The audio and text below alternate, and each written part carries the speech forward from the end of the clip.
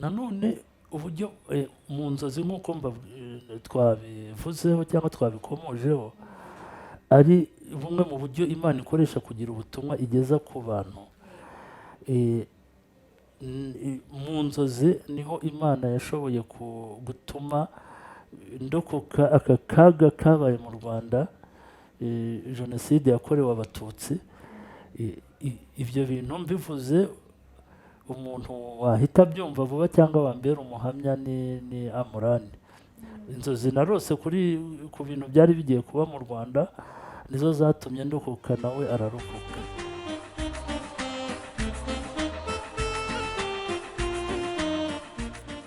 Amahoro y'Imana abe muri mwe mwese mukurikiye ibiganiro bya Sakaza Bumenyi TV aho muherereye hose ku isi. Njye ubasuhuza ndi Shadia. Ndabasuhuje abantu muri mu bihugu bitandukanye, cyane cyane mu Rwanda mukunze kudusuhuza, muri Lebanone, muri Irani, muri Kuwait, aho muherereye ku isi ndabasuhuje, n'abandi mwese mukurikirana ibiganiro byacu. Murabona imbere ya kamera nk'uko bisanzwe, uyu yitwa Alama Shikari Haruna, niwe mutumirwa w'uyu munsi ugiye kubagezaho ibiganiro nk'uko bisanzwe. Mumaze iminsi mutegura ikiganiro kivuga ku nzozi. Mwadusezeranyije ko ikiganiro muzajya murotorera abantu inzozi, bijyanye n'inzozi baba bagiye barota mu buryo butandukanye, ndetse mwanatubwiye ko mu minsi iri imbere tuzagishyira live ku buryo inzozi murota azajya abafasha kuzibarotorera, mukaba mwamutelefona akababwira uburyo inzozi zanyu ziba, icyo ziba zisobanura. Tumuhaye ikaze. Assalamu alaikum wa rahmatullahi wa barakatuh. Wadusangiza ibyo wari waduteguriye ku bijyanye n'inzozi abantu bakunze kurota n'uburyo zirotorwamo? Bismillahirrahmanirrahim. Alhamdulillahi rabbil alamin, wassalatu wassalamu ala ashrafil mursalin wa ala alihi tayyibin at-tahirin, amma ba'd. Mu kiganiro cy'ubushize twagarukiye muri iyi nsanganyamatsiko y'iki kiganiro twahaye izina cyangwa umutwe w'amagambo avuga ko inzozi ari ubutumwa cyangwa ari uburyo Imana ikoresha kugira ubutumwa iha abantu. Muri iki kiganiro rero cyari gifite insanganyamatsiko tumaze kuvugaho nonaha. Ubushize twarangirije aho twavugaga ibyavuzwe n'umwe mu bafilozofi yuko inzozi ari ururimi rwibagiranye. Ni ururimi ni ururimi Imana ikoresha kugira ubutumwa igeza ku bantu, ariko abantu bibagiwe icyo urwo rurimi rubasha gusobanura. Inzozi rero mwatubwiye ko icyo gihe twavuze ni uburyo Imana ikoresha kugira ngo igire ubutumwa iha umuntu, nubwo atari inzozi zose, ariko zimwe muri zo buba ari uburyo Imana ikoresheje kugira ngo igire ubutumwa iguha ku bintu bishobora kukubaho, cyangwa uburyo ushobora kwitwara bwakubera bwiza mu bihe bizaza, cyangwa ukirinda amakuba ashobora kukubaho. Nyuma rero y'uko byari bimaze gusobanuka ko inzozi ari bwo buryo Imana ikoresha kugira ubutumwa igeza ku bantu bayo, byabaye ngombwa ko cyangwa byatumye abanyabwenge banyuranye, abapisikoloji, abafilozofi n'abandi banyuranye bakoresha igihe cyabo mu gushaka kumenya icyo urwo rurimi Imana ikoresha kugira mesaje igeza ku bantu ruba rushatse kuvuga. Tuvuga ko gusobanukirwa ko inzozi ari ururimi Imana ikoresha kugira ubutumwa igeza ku bantu ari byo byatumye n'abami ba kera nk'abo muri Mesopotamiya ya kera, ariyo Iraq y'ubu ngubu, mu myaka 3000 yashize mbere y'ivuka rya Yezu, babagaho bandika inzozi babaga barose mu gitabo, barangiza bakagerageza no kuzisobanura. Kandi cyo kimwe n'abami bo mu Misiri babayeho, bazwi ku izina rya Farawo, babayeho mbere y'ivuka rya Yezu imyaka 1000 yashize, nabo babagaho bandika inzozi babaga barose mu gitabo runaka. Nyuma dukurikizaho kubona inzozi Yakobo yarose ubwo yarotaga umwana we Yosefu aribwa azengurutswe n'impyisi zashakaga kumurya, noneho mu buryo busa nk'igitangaza mu gihe Yusufu yari arimo kurwana n'impyisi zashaka kumurya agira ngo arebe uko yazikiza, Yakobo nawe ari ku musozi hariya ari kureba ntacyo yashobora gukora ngo akize umwana we. Ibyo yabibonaga mu nzozi mu buryo ngo bwasaga nk'igitangaza. Umutingito w'isi ukubita bwa butaka Yusufu yari ahagazeho na za mpyisi burasaduka bucikamo imiringoti n'imigunguzi. Yusufu mu buryo butunguranye agwa mu miringoti cyangwa mu muringoti cyangwa ahanuka ku mugunguzi, impyisi nazo zirirukanka. Izo nzozi Yakobo nyuma yaje gusobanukirwa ko zashaka kumubwira ko hari ikintu kitari cyiza, hari amakuba yari yegereje kuba kugariza umwana we Yosefu ari w'Abasilamu bita Yusufu. Kandi koko ntibyatinze, nyuma ho igihe gitoya abavandimwe ba Yusufu cyangwa Yosefu baje gusaba Yakobo ko bemerera bakajyana na Yusufu kujya gukina no kuragira. Nubwo Yakobo yabanje kwanga avuga yuko atinya ko igihe baba ari bube bahugiye mu mikino impyisi zashoboraga kumujya, yaje kwemera ko bajyana na Yusufu. Nyuma biza kurangira Yusufu bamutaye mu mwobo cyangwa mu riba. Nabwo inkuru yarakomeje kugeza ubwo Yusufu byageze aho yisanga muri gereza afunzwe, nabwo arotorera abo bari bafunganye inzozi. Ndi kuvuga muri makeya za Yakobo yabonye urumva ko zasohoreye kuri Yusufu. Ndacyavuga muri makeya ibyo ikiganiro cy'ubushize cyavugagaho kugira ngo tubashe kwinjira muri iki kiganiro cy'uyu munsi. Inzozi Yakobo yarose rero ndetse n'izo Yusufu yarose zivugwa muri Korani, aho yabonaga inyenyeri n'izuba bimwubamira, ndetse n'izo yarotoreye abantu bari bafunganye muri gereza, n'izo yaje kurotorera umwami wa Misiri yarotaga. Ubwo yarotaga yabonaga inka zari zinanutse cyane, zijya inka zari zibyibushye. Nanone arota abona imiba y'ibigori. Yusufu arotora za nzozi avuga yuko hari ibihe mu Misiri bazamara igihe mbega hari uburumbuke mu rwego rw'ubukungu, ibyo kurya ari byinshi, kandi ibyo bihe bizakurikirwa n'ibihe by'amapfa n'inzara. Nibwo yabagiraga inama ati kubw'iyo mpamvu cya gihe hazaba hari uburumbuke, muzazigame ibyo kurya byinshi bizashobora kubafasha muri cya gihe cy'inzara. Izi nzozi rero zose ni kimwe mu bintu byakoze ku mutima w'umwe mu banyabugeni witwaga Rafayire, ku buryo mu mwaka w'1518 uyu Rafayire yanashushanyije izi nzozi za Yakobo n'izo umuhungu we Yusufu cyangwa Yosefu mu ngoro y'i Vatikani kwa Papa i Roma, ingoro izwi ku izina rya Palazzo Apostolico.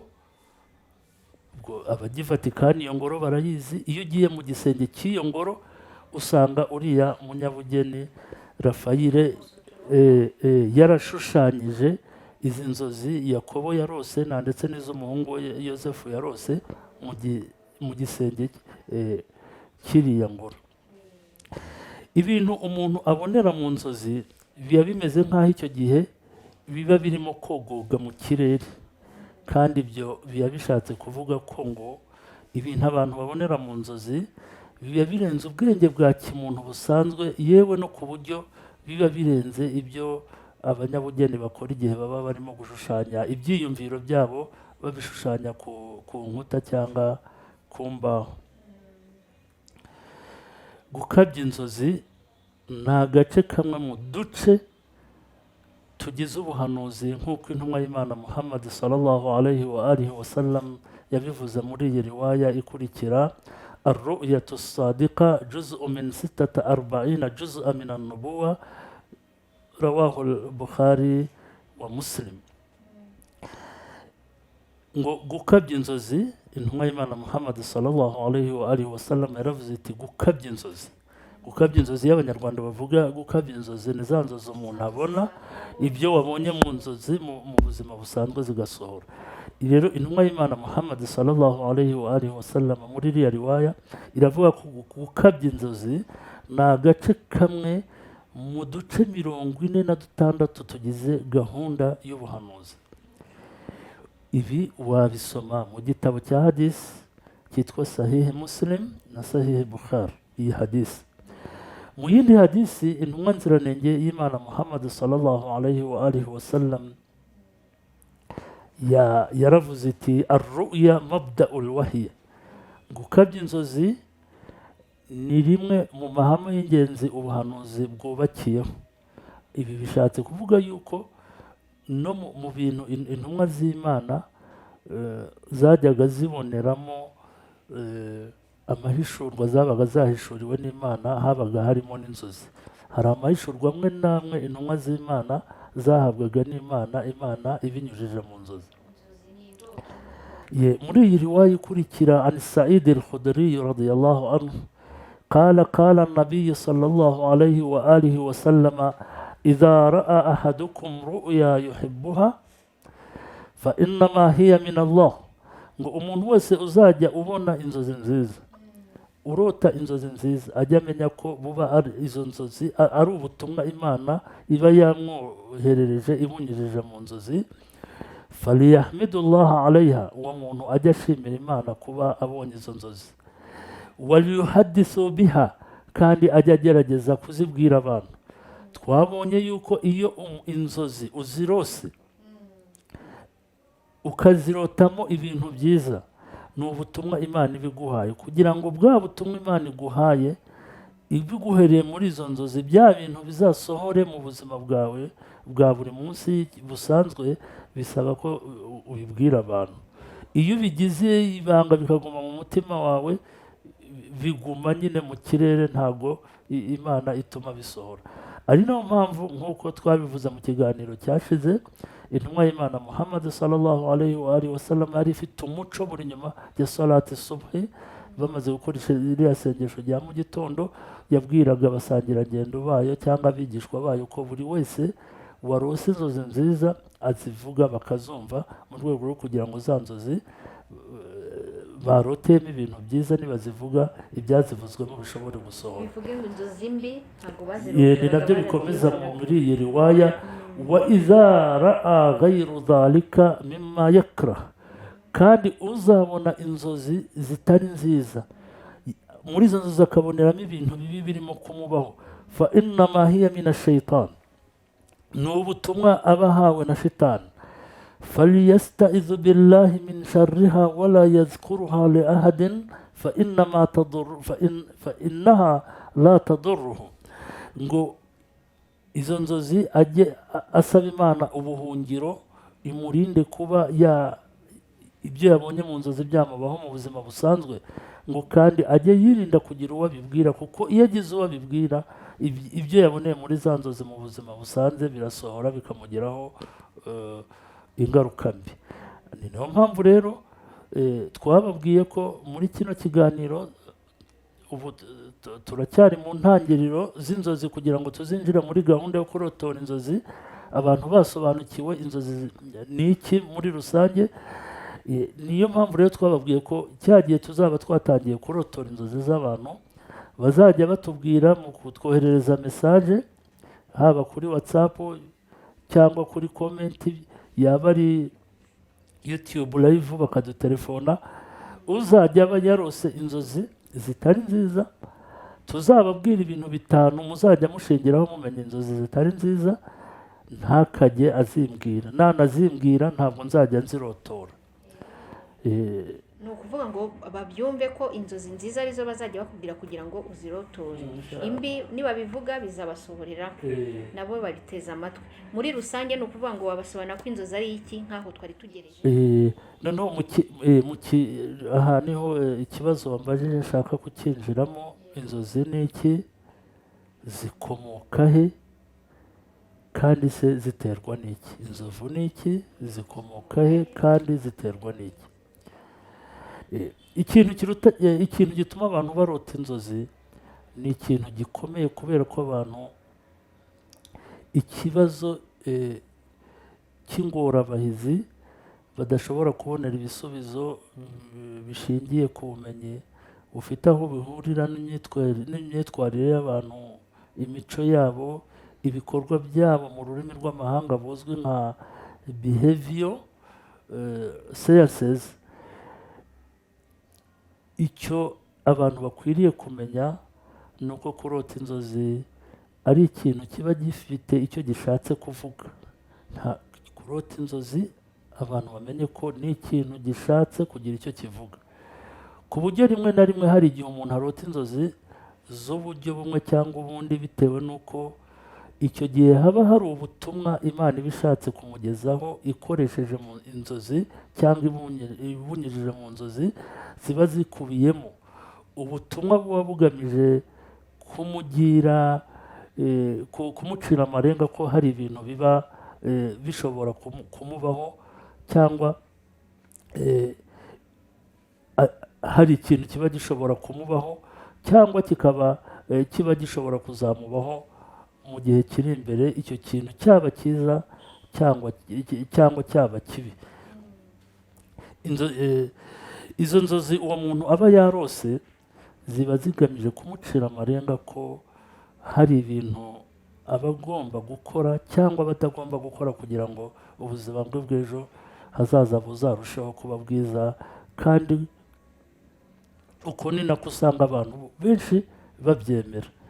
Ndatanga urugero, mu mwaka muri 2014 cyangwa 15 nigeze kurota hari abantu banyirukankanaga bashaka kungirira nabi, ngo ndiruka ndabasiga, ngeze kuri Nyabarongo, tugera kuri Nyabarongo ngo ngenda zimiza, ngo hakurya yayo bo bananirwa kwisimbuka, ubwo mbacitse gutya. Ku izina ry'Imana ntabwo hashize igihe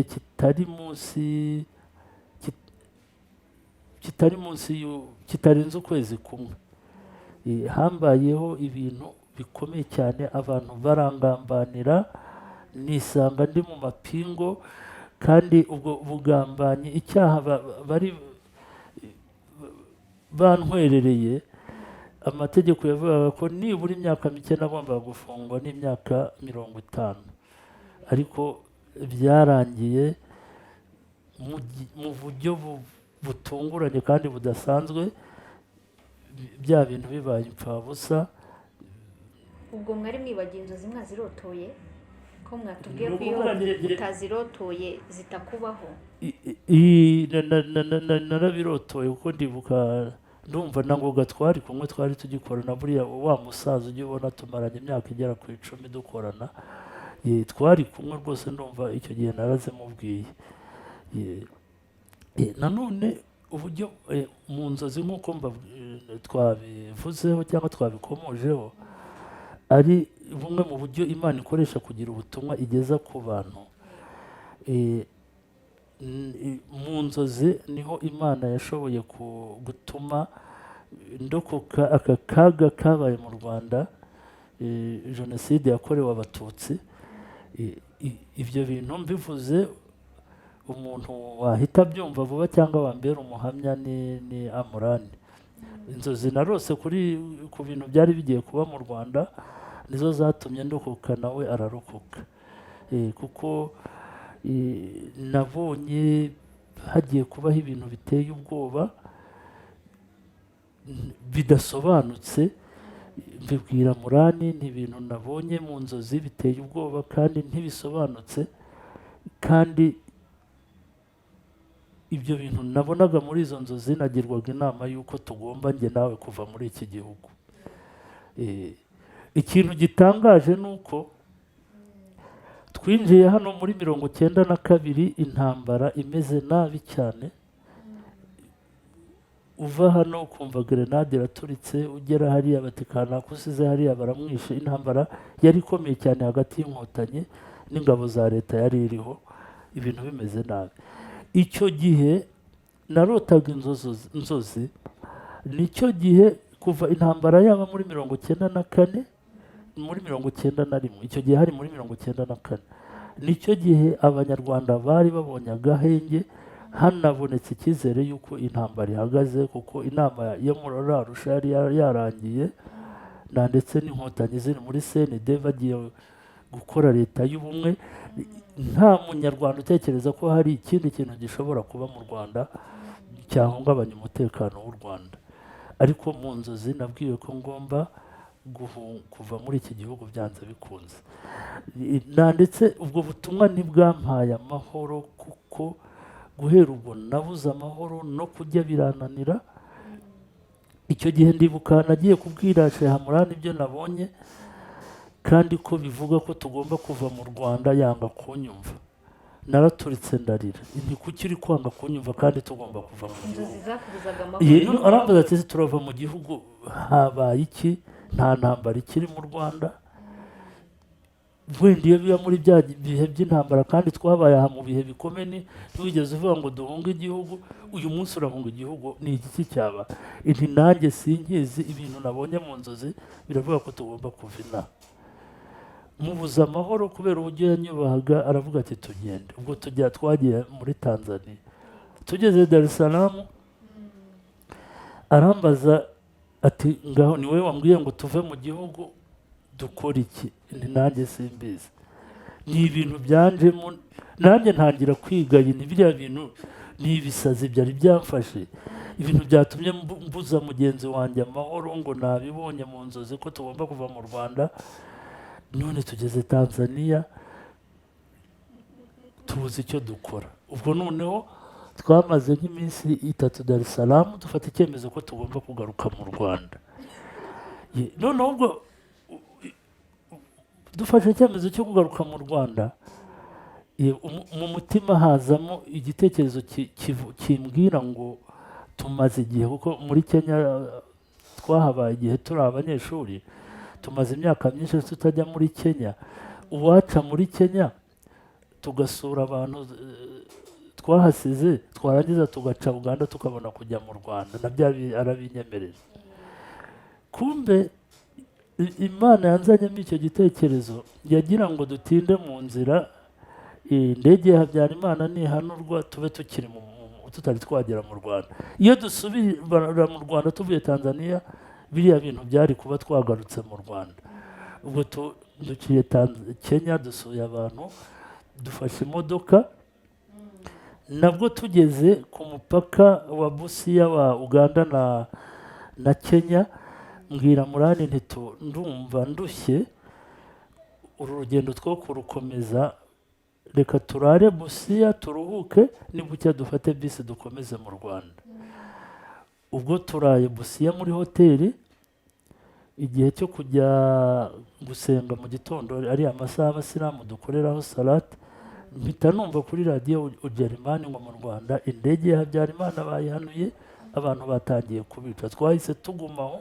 Aha ni ubuhamya mbaha yuko hari ubutumwa bwinshi Imana duhera mu nzozi, ari nayo mpamvu abantu badakwiye kudaha agaciro inzozi. Ubushize namubwiye yuko sura Yusufu, iyo urebye intego yatumye nyamukuru Imana yishura iriya sura, isura yatangiye ari inzozi, Yosefu arota inzozi, irangira za nzozi yarose ari umwana zisohora. Ubwo icyo gice cyose kiba kirarangiye.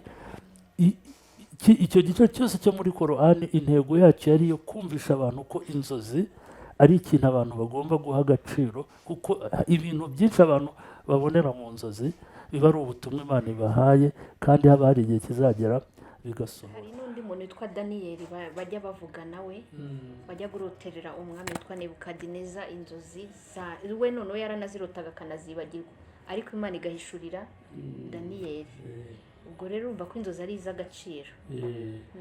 Ndabona igihe kiri kuduha ukuboko, ikiganiro kibaye kirekire, kandi igihe muba mwatugeneye iyo kigeze ikiganiro kiba kigomba guhagarara. Inshallah undi munsi tuzagerageza gukomereza aho twari tugeze kugeza igihe tuzinjira muri gahunda yo kurotora inzozi nyirizina. birumvikana. Reka tubashimire mwebwe rero mwakomeje gukurikirana iki kiganiro cyacu kiri kuri Sakaza Ubumenyi TV aho muri hose. Mwibuke kongera gukanda subscribe kugira ngo n'ibindi biganiro byerekeye ku nzozi nibiza cyangwa n'ibindi biganiro binyura kuri televiziyo bijye bibasha kubageraho ku gihe. Dushimire cyane na Ramashkari Haruna uri kutugezaho ikiganiro cyiza cyane, kuko urumva ko ala anyuza message mu nzozi zacu. Twite ku nzozi zacu. Mwibuke kandi ko inzozi iyo uzirotoye ari mbi zikugiraho ingaruka, uzajya urotora inzozi ziza. Reka ngushimire rero kandi twongere tugushimire. namwe turabashimira.